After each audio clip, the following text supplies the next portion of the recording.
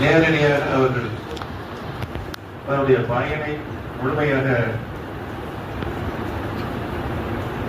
ஏற்றுக்கொண்டு அனுபவிக்கிற ஒரு சிறப்பான ஆட்சியை 5 ஆண்டுகளும் நடத்தி காட்டினார் என்பதையெல்லாம் இந்தியாவில் இருக்கின்ற மற்ற முதலமைச்சர்கள்லாம் பாராட்டுகிற வகையில் இந்த அமைப்பு இருந்தது. ஏதோ ஒரு மாயை ஏற்படுத்தி அந்த மாயையில் ஒரு சிறப்பான ஆட்சி மீண்டும் வரவிடாமல் தடுத்திருக்கிற ஒரு செயல் மக்களுக்கு நடைபெற்றிருக்கிறது. உள்ளபடி நான் மாண்பது புரட்சி தலைவி அம்மாவுடைய சிறப்பான ஆட்சியும் கண்டிருக்கிறோம். அதற்கு பின்னாலே கடந்த 5 ஆண்டு காலம் பல்வேறு சோதனைகளுக்கு பின்னால் தலைவருடைய தலைமையில் நடைபெற்ற ஆட்சியும் நேராக கூட காண்கின்ற ஒரு நல்ல வாய்ப்பு கிடைத்தது. எந்த ஒரு பிரச்சனையாக இருந்தாலும் அதை நிர்வாகிகள் அதிகாரியுடைய அவர்கள் தீர்த்துக் கொள்வார்கள் என்ற கடமையில் தான் இருந்த ஆட்சியில் தளபதி அவர்கள் எந்த ஒரு பிரச்சனையாக இருந்தாலும் அவரே நேரடியாக அந்த பிரச்சனைக்கு உரியவர்களை கூப்பிட்டு பேசி அதை தீர்க்கின்ற ஒரு சிறப்பான ஆட்சி நடத்தினார்கள் என்பதுதான் நம்மளால் நன்றாக வருகிறது. அனைத்து நிகழ்வுகளிலும் நேரடியாக தலையிட்டு மக்களுக்கு எது தேவையோ அந்த தேவையினை பூர்த்தி செய்கின்ற ஆட்சியை தான் கடந்த 5 ஆண்டுகளும் சிறப்பாக நடத்தினார்கள் என்பது இன்றைக்கு ஓட்டு போடாத மக்கள் சிந்திக்கின்ற ஒரு நிலை ஏற்பட்டது. இந்த நிலையை நம்முடைய கழகத்தினுடைய நிர்வாகிகள் ஒற்றுமையாக ஒருங்கிணைந்து மீண்டும் கழக தலைவர் தளபதியினுடைய ஆட்சி தமிழகத்தை மலர்வதற்கு நம்மெல்லாம் உறுதுணையாக இருந்து அதுதான் நாம் கழகத்திற்கு செய்ய வேண்டிய நன்றி கடன் என்பதை நல்ல நேரத்தில் தெரிவித்துக் கொள்ள வேண்டும். உங்களுக்கெல்லாம் தெரியும், அரசினுடைய உச்சபட்ச பதவி முதலமைச்சர், அதில் நான் பொறுப்பிலே இருந்திருக்கிறேன். கட்சியுடைய உச்சபட்ச பதவி ஒருங்கிணைப்பாளர், அதிலும் நான் இருந்திருக்கிறேன்.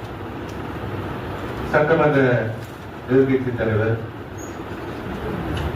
அவை முன்னவர் 15 ஆண்டு காலம், இப்படியெல்லாம் பல பொறுப்புகளில் அனைத்து இந்திய அண்ணா முன்னேற்ற கழகத்தில் பணியாற்றிய நானே இன்றைக்கு திராவிட முன்னேற்ற கழகத்தில் இணைந்திருக்கிறேன் என்று சொன்னால் ஒரு நிலையான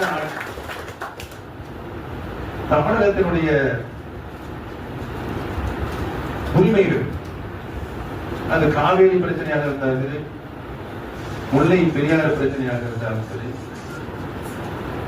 இன்றைக்கு விவாதத்திற்கு உட்படுத்திருக்கின்ற பல்வேறு திட்டங்கள் பிரச்சனையாக இருந்தாலும் அந்த உரிமைகளை, தமிழகத்தினுடைய உரிமைகளை பெற்று தருகின்ற ஒரே இயக்கமாக ஆளுங்கட்சியில இருந்தாலும் சரி, எதிர்கட்சியில் இருந்தாலும் சரி, திராவிட முன்னேற்ற கழகம் தான் என்பதை அறிந்திருக்கிறோம். மக்கள் எந்த நிலையில் ஓட்டு அளித்தார்கள் என்பதை, வாக்களித்தார்கள் என்பதை புரிந்து கொள்ள முடியவில்லை என்ற நிலை இன்றைக்கு ஏற்பட்டிருக்கிறது. எங்க பையன் சொன்ன, அதனால போட்டேன், என் பேரை சொன்ன, என் பேச்சு சொன்ன, போட்டா சொல்றேன். அவங்கெல்லாம் ஓட்டுரிமை இல்லாதவங்க.